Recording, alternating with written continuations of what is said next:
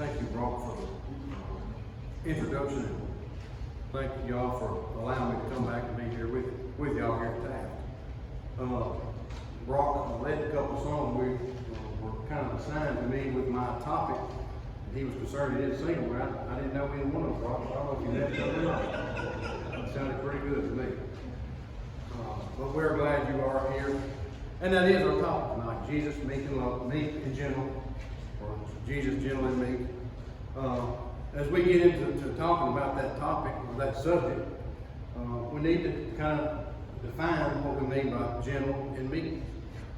If we look at the word gentle or gentleness, some of the words that we come up with are that of kindness, have consideration, a spirit of fairness, and compassion. So as we talk about the word gentleness tonight, keep those words in mind. Being considerate to one another, being compassionate to one another, and a spirit of fairness. And then the next word is that of meekness. A lot of times when you look up the word meekness in the dictionary, you'll see the word timid, or submissive, or quiet spirit. And sometimes I think we lose a little bit of the actual definition of meekness. Sometimes we get the word meekness and weakness confused. Sometimes we think if someone is meek, they are weak. But those are two different words.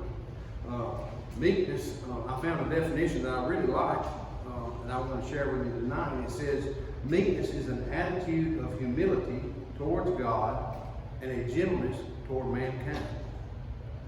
So when we look at the word meekness, if we are humble and dedicate ourselves to God, then we are submissive in that fact. And then we have a gentleness and a consideration to those we come in contact with. So that's the kind of definition we're going to use tonight in meekness.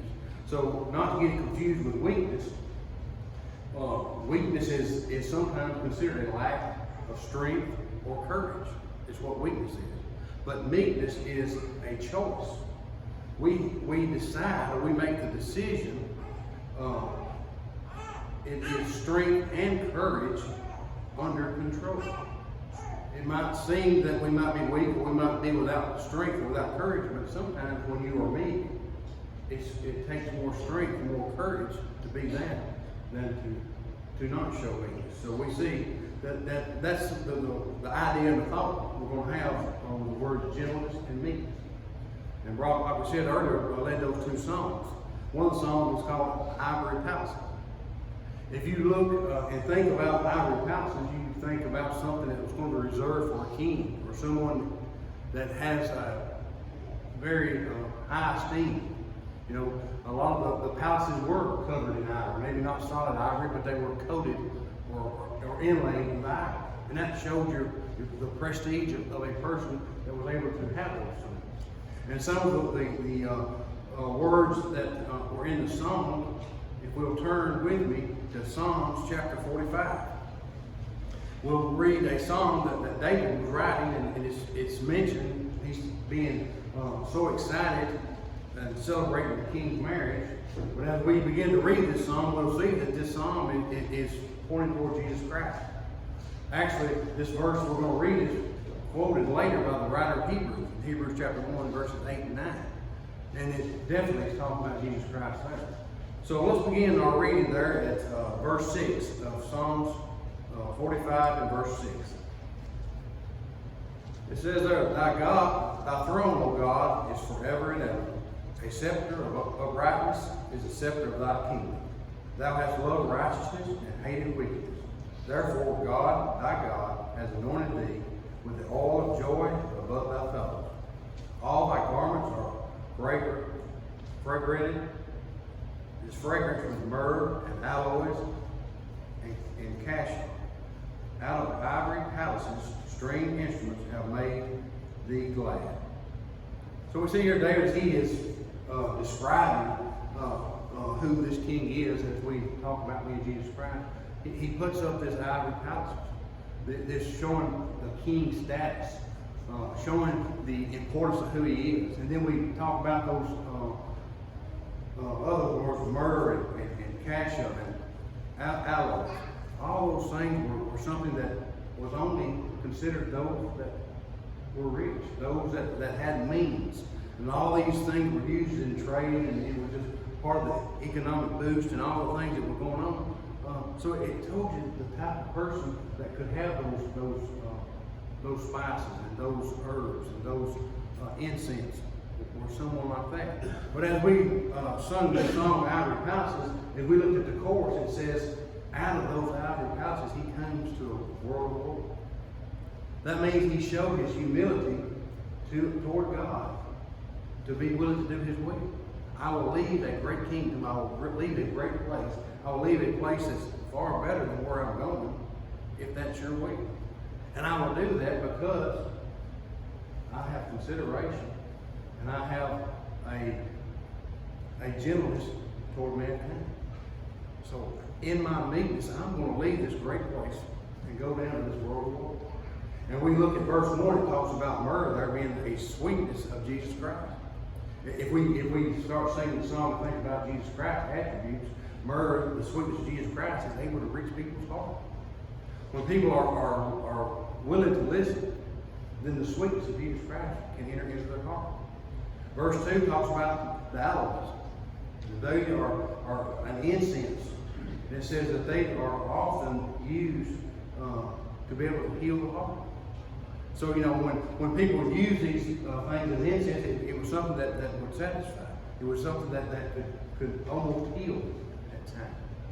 So when we sing this song, when we think about this song, and we start thinking about putting Jesus Christ in that place, we can see all those things he has that are good for us. And then verse 3 says, cassia, this was a herb used during the time, a medical herb that was used for healing and different medicinal purposes. And we see here that Jesus, in his healing of people, he was able to heal people because of his concern for others.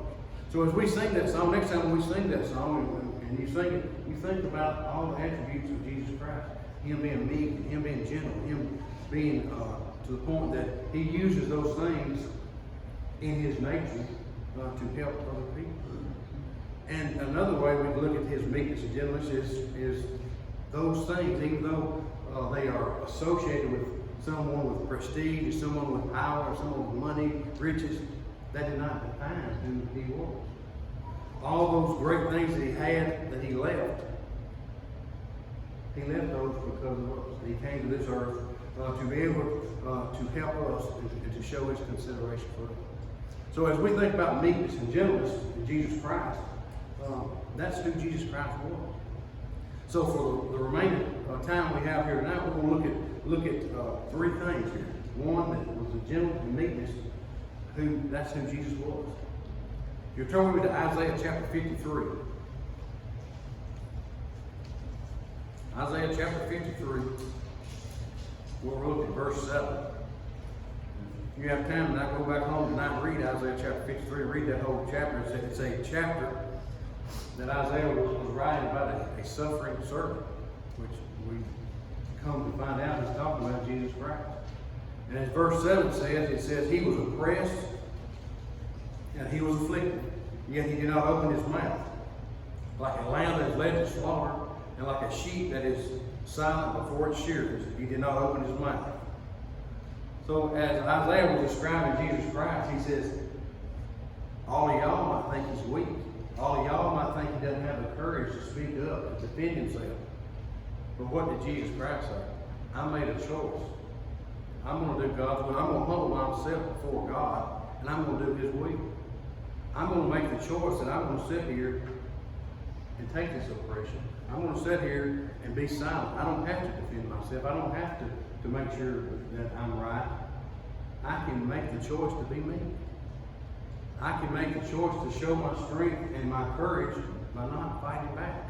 He said, I can do those things. I have that choice. So even while he was being oppressed before his crucifixion, even while he was being humiliated before his crucifixion, he had the power. He had the authority to make a change if he needed to, but he didn't.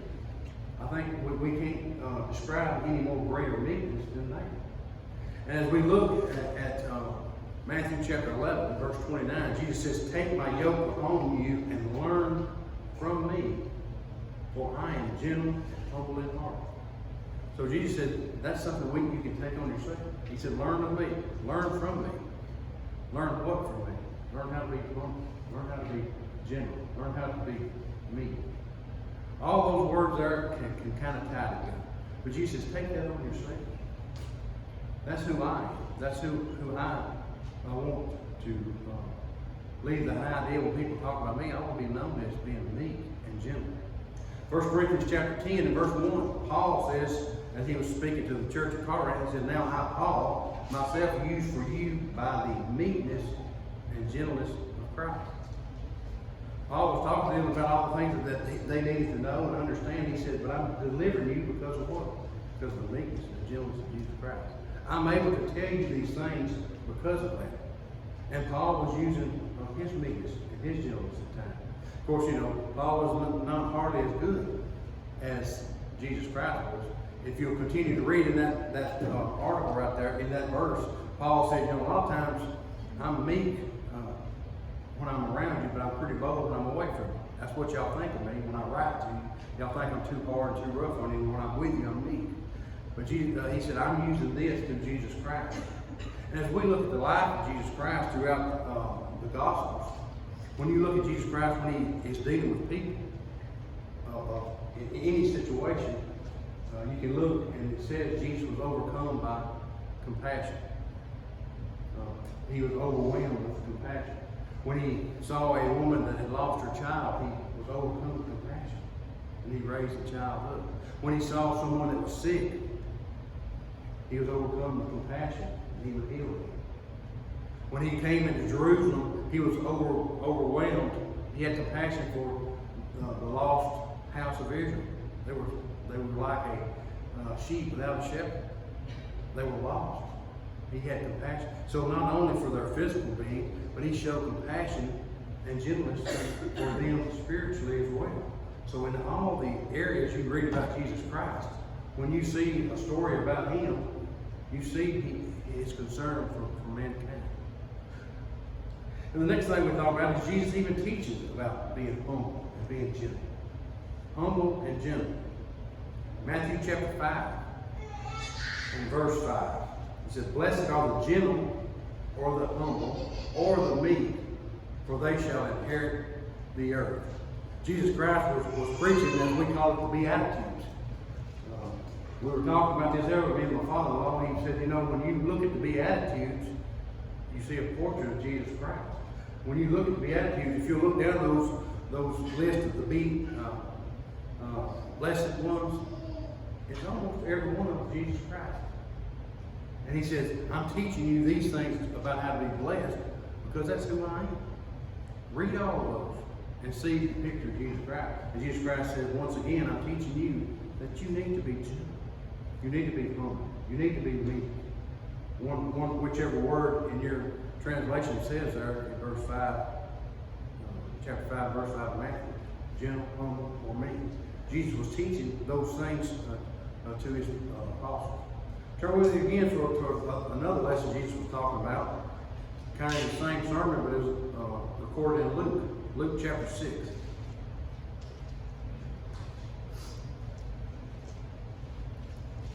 Luke chapter 6, let's look at verse 27.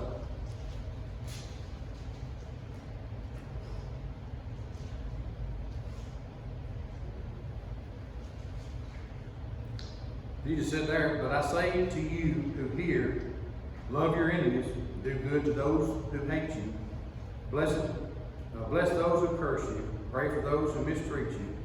Whoever hits you on the cheek, offer him the other also. And whoever takes away your coat, do not withhold your shirt from him either. Give to everyone who asks of you, and whoever takes away what is yours, do not demand it back. And just as you want people to treat you, treat them in the same way. So as Jesus was finishing up the Beatitudes here, Jesus is once again offering an idea, a thought. If someone strikes you on the cheek, turn to him the other cheek.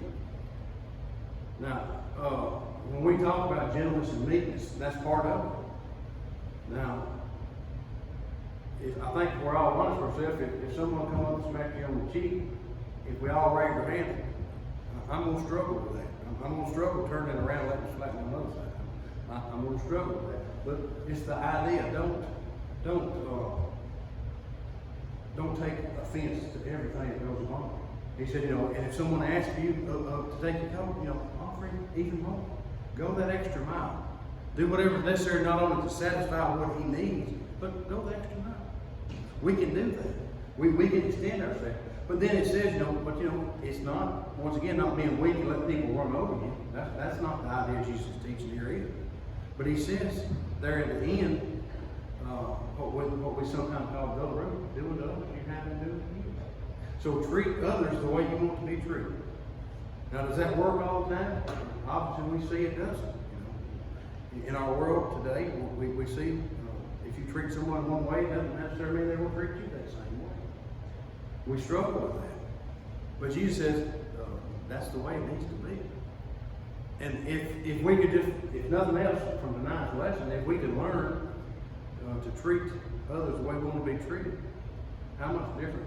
Just that statement alone, if we take the rest of the Bible and don't even read anymore, if we just take that one statement that Jesus Christ made and apply it to the whole world, how much different the world would be. How much different a place this place would be. He said that's the idea we're working toward. We want to make sure that if necessary, take a step back. Sometimes that goes against our grain. What's the normal saying that we always say? We got to take care of old number one. Nobody else is going to do it, so we got to take care of number one. Jesus said sometimes it's better that we step back. We step back and let others be more important. Let others be first. He said sometimes when that works, it works out even better. If you look over at Romans chapter 12, it talks about, don't repay evil for evil. But overcome evil with what? With good. He said when you can overcome evil, you do it with good. When someone does you wrong or mistreats you or not treat you the way you want to be treated, instead of retaliating or getting back at them, we retaliate with good. We retaliate with something nice, or we bless instead of curse. If that will continue to make it better healthy. So once again, that meekness and that gentleness, not meaning we're weak, not meaning we're going to let people run over us. He says, but at times we need to do what's best. Sometimes that's the way we need to go. So as Jesus finishes up that statement in Luke chapter 3, he ends up with, remember, just as you want people to treat you, treat them the same way. And then the last one we want to talk about here is Jesus talks about that's who I am. I am gentle and I am meek. And here's some ideas and thoughts of how I need to teach you. And here's some instructions on how you need to be that way. If it was not important for Jesus Christ to think that we need to be like him in meekness and gentleness, he wouldn't have taught us that. He wouldn't have told us, here's some ideas, here's some instructions that you need to work on. Here's some things that will help you be that better meek person, that better gentle person. He says, so if it's important for Jesus Christ to teach us that thing, it's important for us that we must try our best to work on those things. And when I say we, I'm talking about myself. There's things that we all need to work on. And being meek and gentle might be one of those things. But as we grow as Christians, that's something that we need to work on. And one of the first ways we need to work on that is in our hearing, in our listening. Turn with me to James chapter 1. James chapter 1, let's look at verse 21.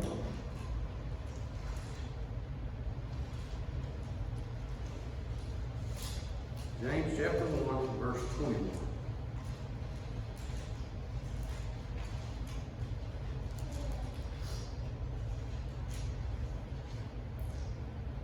This is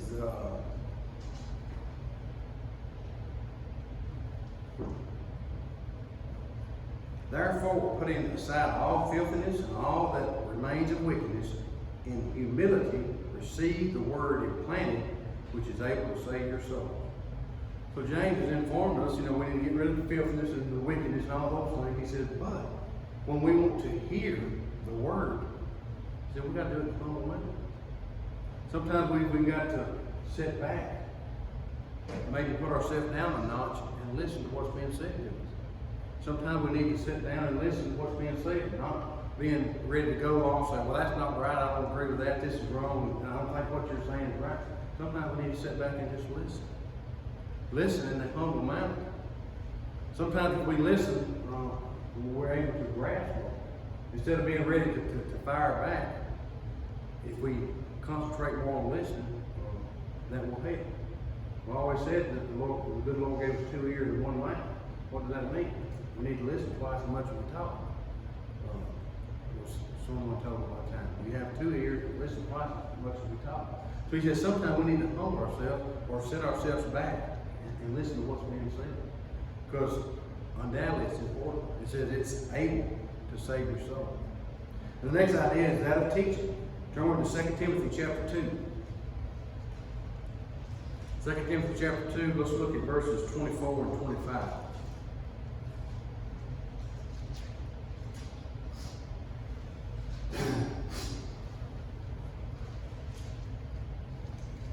As Paul's writing to Timothy here and telling him, of course we already know in the first letter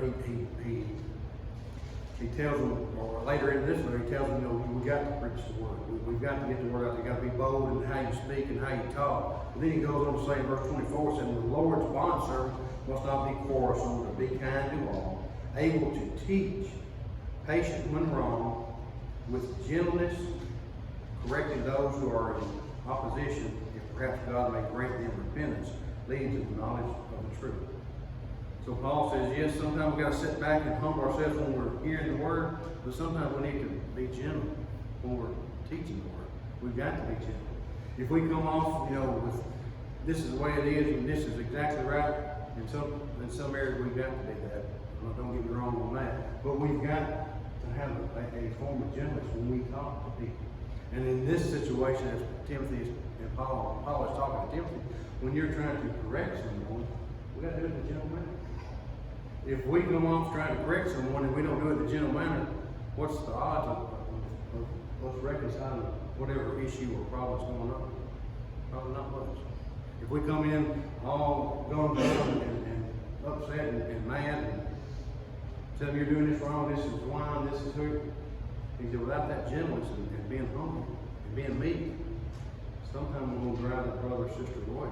Instead of correcting ourselves, helping, we might be pushing even further down the wrong way. And anytime we want to talk to someone about Jesus Christ, we want to do it in a meek and gentle way. We want to show that we have consideration for them.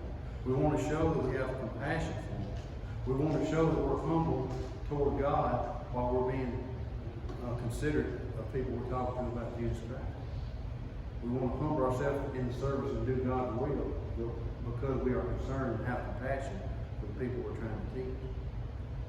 And then the next thing is something that we all need to work on and try to grow on, and it's things that Paul understood was something that was a growing process. It wasn't just once you become a Christian, all these things just fell in your lap and everything was great. But he said these things we've got to work on continuously, something that we got to keep working. First one we'll look at is Galatians chapter 5. Galatians chapter 5, let's look at verses 22 and 23.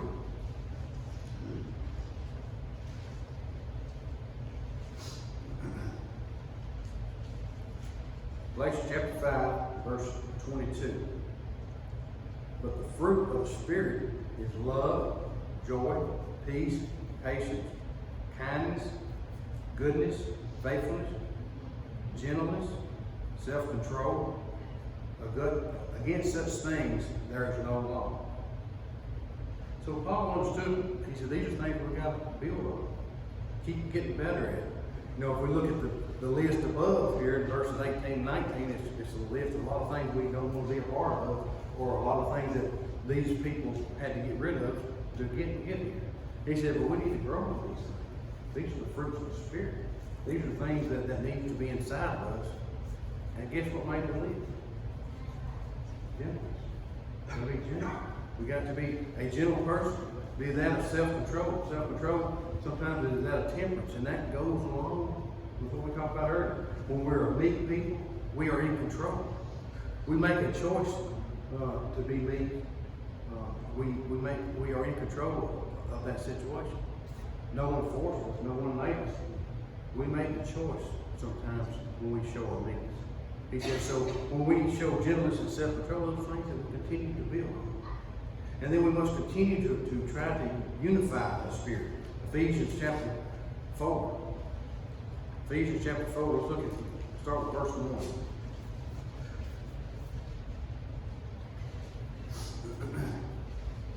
I, therefore, the prisoner of the Lord, entreat you to walk in the manner worthy of the calling which you have been called, with all humility and gentleness, with patience, showing forbearance to one another in love, being diligent to preserve the unity of the Spirit and the bond of peace. He says, so how can we accomplish unity of the Spirit and have that bond of peace? How can we get along and grow together in the Spirit? It says there to be forbearing, be long suffering with each other, out in humility and gentleness. He says when we can be long suffering and use a lot more patience. He says when we do that, sometimes that bond of peace will grow strong, and we will unify the Spirit even more. But we go back along when we become meek, when we continue to be gentle, we can have that unity of Spirit. One more verse on that thought is in Colossians chapter 3. Colossians chapter 3 and verse 12.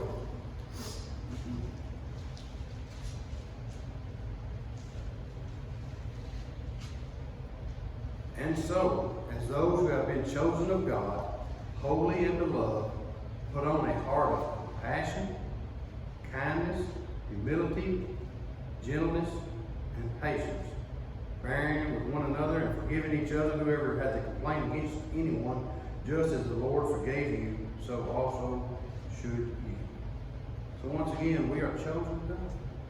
When we become the children of God and we inherit those, we are in line for that inheritance. He says, how do we need to know? How do people know that we are chosen of God? Because we put on the heart of what?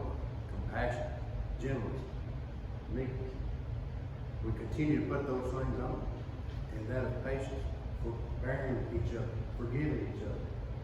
He says, so we can be known as being chosen of God the way we forgive one another. Just as an example of the Lord forgiving us. He said, but also people will know when we are compassionate, when we're patient, when we're kind, when we're humble. He said, so we as Christians, we need to be putting those things on. Those are the attributes that people need to be seen. If we are chosen of God and we are God's people, then we have to be letting those things out. And then another idea we thought about is that of wisdom. When we talk about the wisdom we need, once again, it talks about being meek and gentle. James chapter 3. James chapter 3, let's look at verse 13.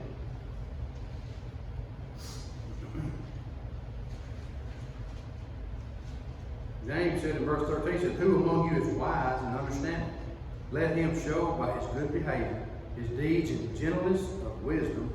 But if you have bitter jealousy and selfish ambition in your heart, do not be arrogant, so lie against the truth.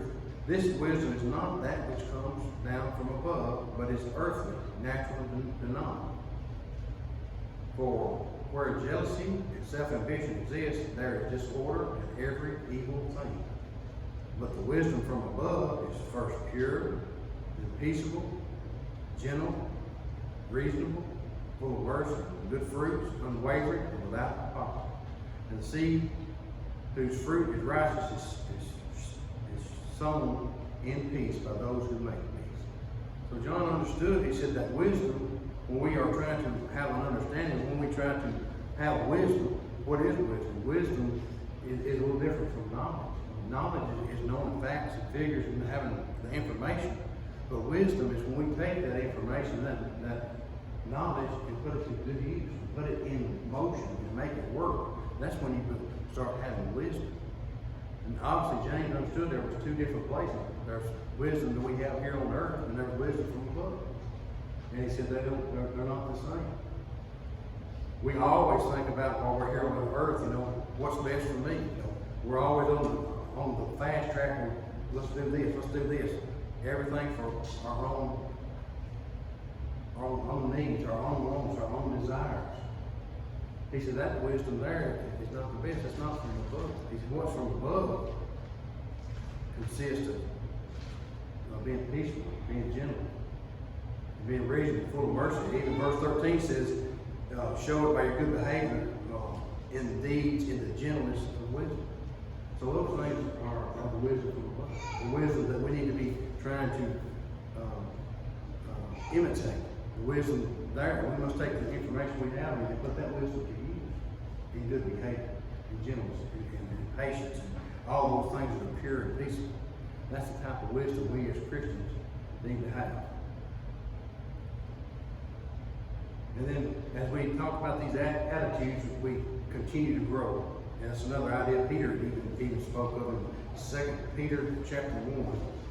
We'll look over there, 2 Peter chapter 1, let's start with verse 5.